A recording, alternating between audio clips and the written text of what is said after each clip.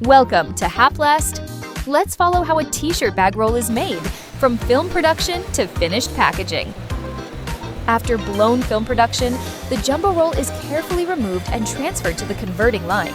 It is then mounted, aligned, and gradually fed into the machine, allowing the production process to continue with stable and consistent operation before the film reaches the next manufacturing stage.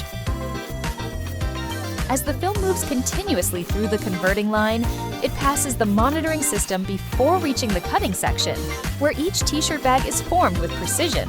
The finished bags are then automatically wound onto paper cores, creating compact rolls that are ready for collection and packing.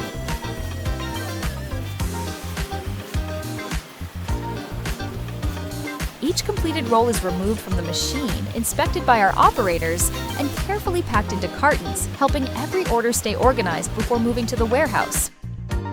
The production result is a complete range of t-shirt bag rolls in different colors and sizes, providing flexible choices for various retail and daily packaging needs.